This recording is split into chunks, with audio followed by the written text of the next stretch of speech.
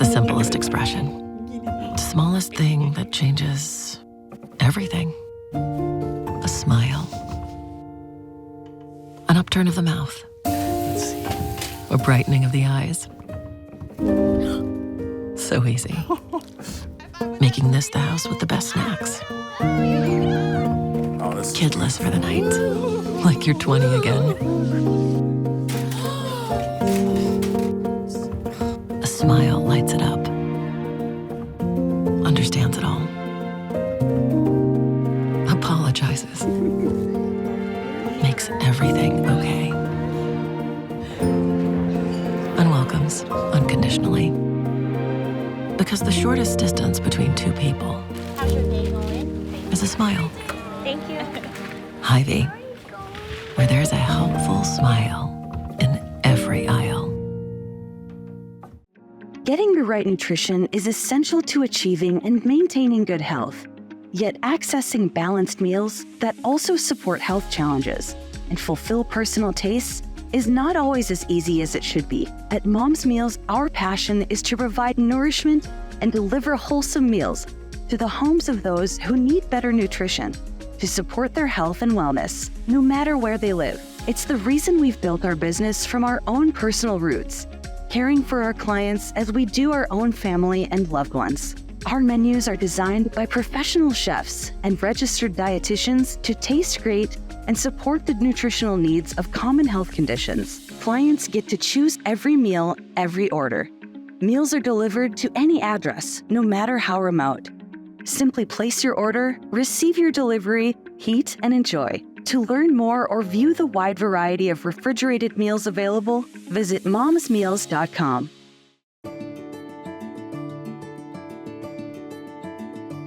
Hello and welcome to another Iowa Stops Hunger video. My name is Michael Moraine, and I'm the editor of DSM Magazine.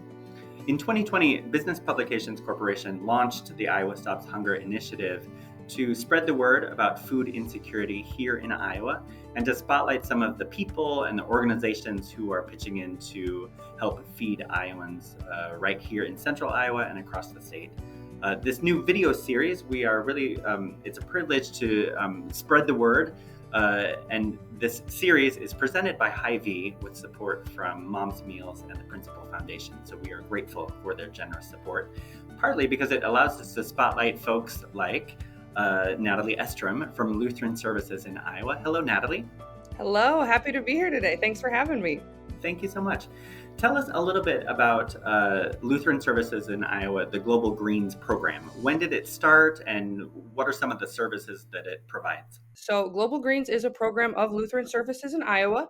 We've been around for around 12 to 13 years.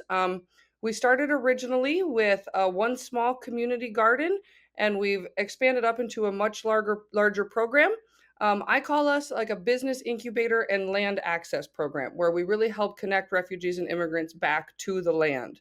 A lot of them have a lot of experience growing food in their home countries. They're really, really excellent at growing the food. So across the Des Moines Metro, we have 20 different community gardens where anyone who's interested in having a small plot of land to grow some food for their family, help lower their grocery bill, get them out in the fresh sunshine and fresh air. So we have 20 different community gardens around the metro with around 250 families growing food for themselves in those gardens. And we also have a business incubator program. So like I said, the people who are coming to this country have a lot of experience with the agriculture part of it, putting the seed in the ground and growing it. And we really, at the Business Incubator, it's a 4-year program that helps give them some of the tools to have a business here in the United States. So we, in the summer we farm, in the winter we switch over to classes where we're learning about things like pest management, water management, all the way up to some of those bigger, hardier business concepts like taxes, leases, record keeping. We give them a lot of those skills to start and then grow their small farming business here in Iowa. We have our own farmers market and community supported agriculture where a community comes to purchase those vegetables to grow those businesses. It's such a great program. the DSM magazine featured the Global Greens about 5 years ago, and just this year we decided to touch base again and just see how the program has grown. And it sounds like it's like zucchini in August, that it just keeps growing in a good way. The Business Record featured the Global Greens program on one of its recent issues. And I want to just pull out some of the numbers to give people a sense of the scope of how much food you are producing. According to our numbers, in 2024, let me find them here. In 2024, the Global Greens program produced more than 1 million pounds of food and donated about 5,000 pounds of that back to the community. And then in the farmers market that you mentioned, in 2024, the sales from those proceeds raised more than $500,000, which is a serious chunk of change and represents a lot of work from a lot of people who are contributing in lots of ways. Have you heard particular success stories from people who really felt like it helped them feel at home? This program, it connected them to a little bit of memories or some of the food from the places where they came from. Absolutely. So I am lucky enough I get to manage our farmers market. That is a part of my role. So I get to see a lot of the demand for the culturally specific vegetables. And it is crazy. I always compare it to perfect Iowa sweet corn when I'm talking to Iowans. If you lived in Africa and someone told you there was perfect Iowa sweet corn, you'd buy a bunch of it, you'd freeze it, you'd eat it all year. And so even at the farmers market, getting to hear all the different languages, seeing all the different fun, colorful fabrics, and then really seeing that community connect back with itself to be like, buy those culturally appropriate vegetables. And I love the $500,000 number. I'm like, no, we have a whole economy out here in this parking lot. A lot of success stories from farmers where they're able to really grow and scale and make their business bigger. A lot of success stories from customers who are able to utilize SNAP and double up food bucks, where we're able to double SNAP money for fruits and vegetables specifically. So it's a real win-win of customers getting more food in their bellies, farmers getting more money in their pockets that stays within the local community.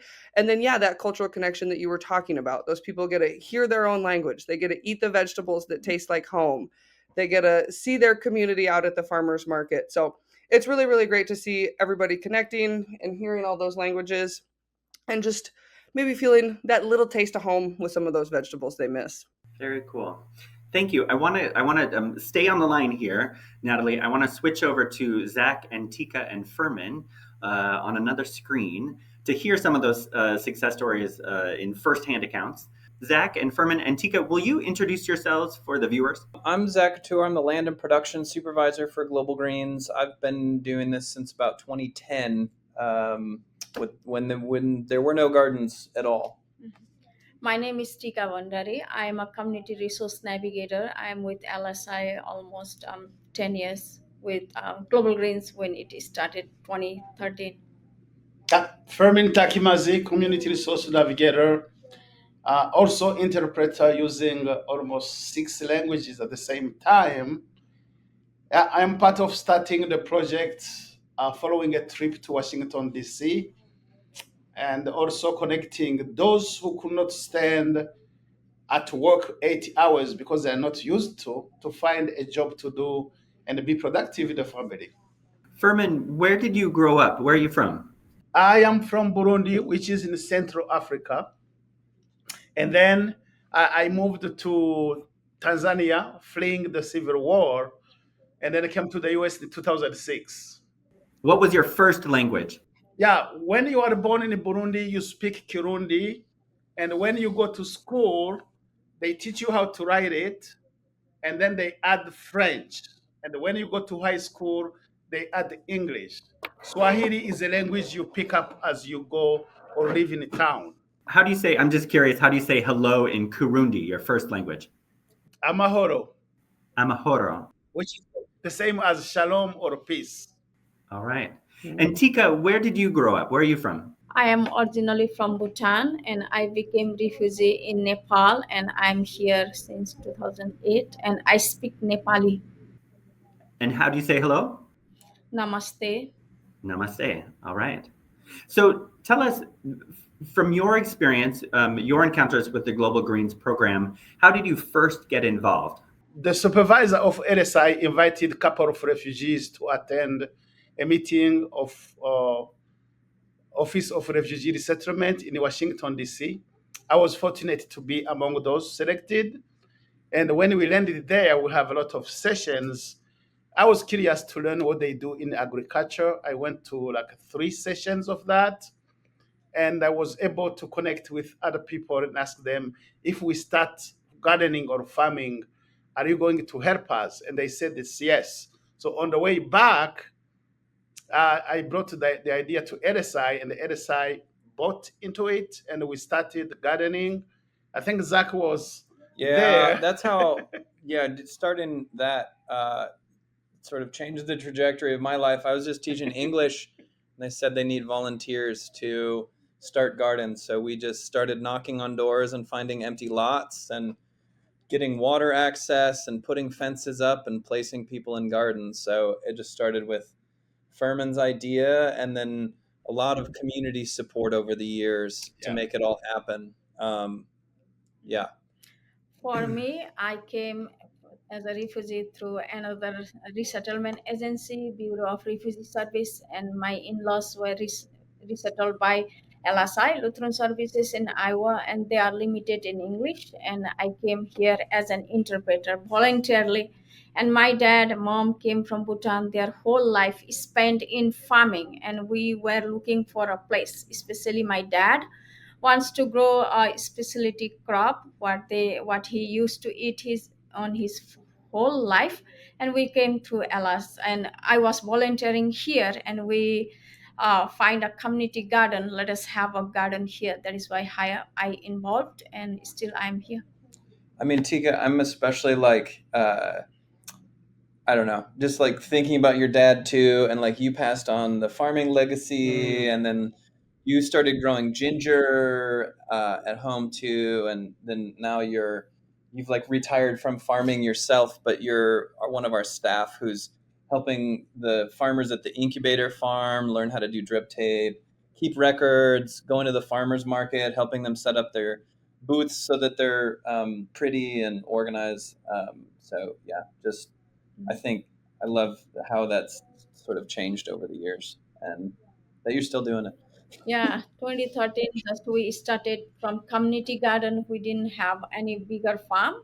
When you get a first plot in a community garden, it was only 10 by 10. And my dad used to have a um, more acres of land, 18, and he used to grow always the ginger. And he has a passion of growing a ginger coming to here, and that's why we get small plot. And he said, this is nothing what I should grow here, just start with 2 plants, bitter melon. Okay, then we go, and we transit to 2013.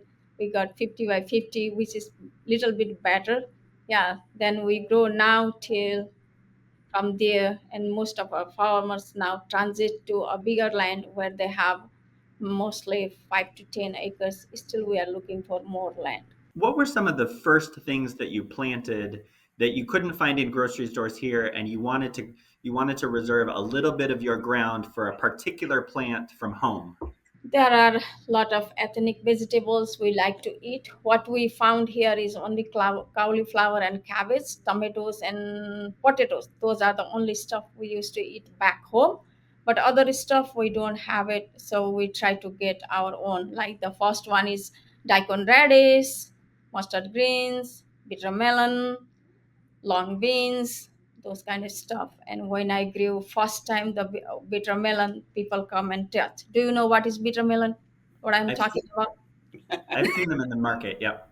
Yeah, in the market. At first they came and just touch. It is nice. Is it a cucumber or what is it? And it is a bitter melon. And what is the taste? The first letter is bitter, so bitter melon, and it is hard. But every year, consistency, growing. Then people, I start giving away free this recipe, all those things. Now people are looking for that. So Yeah, my community, when they got here, the first vegetable they missed was lenga lenga, and then eggplant, squash leaves, cassava leaves, which is still a challenge right now. Yeah, and the sweet corn, not sweet corn, but African corn to grill on a charcoal and eat them. And I was a farm manager, and the first year people were like harvesting bean leaves and squash leaves. I was Yeah, like, anyway, just my own ignorance and my own sort of growth in that. yeah. So like, no, you eat the bean leaves, and then they also make You harvest the the beans beans. Yeah, too. And a lot of the farmers are like, Americans don't eat a lot of leaves. They yeah, just, I mean, there's lettuce and kale, right? yeah, But like, I mean, you can eat bean leaves and squash leaves and amaranth leaves and nightshade leaves yeah, and collard greens. There's so many other. That's why we call it global greens, right? yeah, yeah. Zach, have you developed some new favorites? I have to admit, I have tried bitter melon, and I'm not a fan yet. Uh, No. but I'll work on it. Zach, do you have any new favorites? New favorites? I think in general, just greens. You can cook almost any kind of greens the same way, and just like saute some onion and garlic together, and then you throw the greens in the pan and wilt them, and then add some stock and cook them down. You can cook any kind of greens that way, and I Yeah. think, um, yeah, I yeah, the bean leaves and the squash. I don't like squash leaves because you got to peel the stems. That's too much work. Lot of work. But Yeah. I really do. I like almost all the different kinds of greens. Yeah, And then you can you eat are them with like me. anything too. You are like me. If you tell me which one is your favorite, Mhm. I will name like five at the same time. This is going to be a mighty salad. I feel like we could really do it. I want to ask, this is a question for all of you. Natalie, if you want to come back in, jump in. How would you like to see the Global Greens program grow in the next 5 or 10 years? What's the best case scenario? Our vision is to do wholesale and leave the international market we have and sell out there to stores and provide big quantities of vegetables. What I see 5 years down the road is every farmer who is with us working either in incubator or big farms. My vision is to see them as sustainable farmers and knowing that this produce is good for everybody, not for particular community, not for this Mhm. diversity, not for that, but this is for all. And let us help local growers and make them sustainable. That is my. Yeah. I mean, I'd say two things. One is we want to keep opening new gardens. We continually maintain a wait list of over 50 to 100 individuals, and that's just from the refugee community. It would be really great to do more for all communities in Des Moines too, and we just don't have the capacity because our demand just from the refugee community is so high. Um, and also, we do have a vision for opening a greenhouse and a farm hub with supplies that would be available to the whole community and also help us generate more income. Where that site's going to be is still to be determined. And we have some community support, but I think, and we will hopefully be able to put a plug in that we have our giving platform with the Des Moines Community Foundation is active now. Those that diversifying funding away from grants is going to be really key to helping support some of these ongoing like food security things that we're doing. And I would say my best case scenario 5 to 10 years out would be to increase land access, that we keep finding bigger farms for people to go to. Land access is one of our harder parts, as Iowans want to sell off farmland in the hundreds of acres for millions of dollars, and we need like 5 acres for not millions of dollars. And then also just increased awareness and acceptance of local food amongst American populations. Americans we struggle with because like a tomato that you get might not be 100% perfect. Like we demand perfection, and with local growing and organic practices you can't necessarily have those perfect. So just increased awareness amongst Americans, more excitement about local food in general. Those are the two things that I would really hope for. If people want to pitch in and help, how do they do that? How do they get involved? So we do have volunteer opportunities for both helping at our farmers market and with our community supported agriculture And gardens too. We have garden and volunteer garden. opportunities Yeah. too. Yes. So volunteer opportunities, but the number one way is to put your money where your mouth is and actually purchase local food, whether that be from our farmers or any. Obviously, our farmers are the best, and we grow the best vegetables. But local food in general, accepting it and being more willing to go out of your way to get it. And then we'll maybe be able to. We have that Give DSM through the Community Foundation platform as well. So that's another good way as well. Now, another aspect, we need laboratories to make some research on our vegetables and put the information out there, especially seed saving. If we don't have good quality of products, is because we don't save our seeds scientifically. Those are all excellent projects and ideas. I'm going to put Lenga Lenga on my shopping list. I'm going to try it. Ah, I replaced spinach and made linga linga artichoke dip, and it was great. So there's a lot of you can cook it down like spinach. It made a We great do dip. have Lenga Lenga Day coming up in September, right? There's a whole yes. day. Yeah. We're making a day so that people can come out And and test it. and learn about Get seeds recipes. and also So we'll have to make sure that gets blasted out to you. We will help spread the word.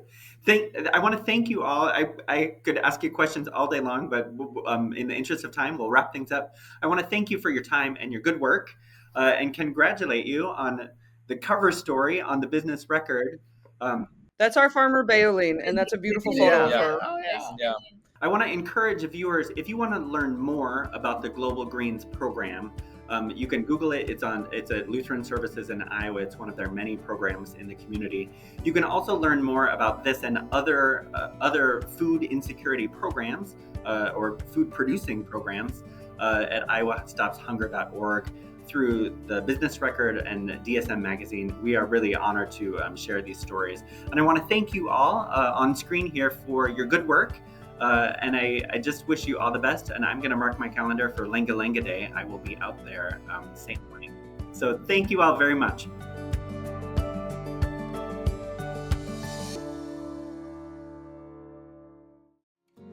This week's Hunger Insight is presented by Mom's Meals. The Food Bank of Iowa distributed 25.3 million pounds of food last year, enough for 21 million meals. That's a 19% increase over the previous year. That growth shows both progress and pressure as demand keeps rising. The challenge isn't just about feeding people, it's about preventing hunger before it starts. Every pound of food distributed is a reminder of the ongoing work it takes to keep Iowans fed. Progress starts with participation. Together, we can volunteer, donate, and share our support.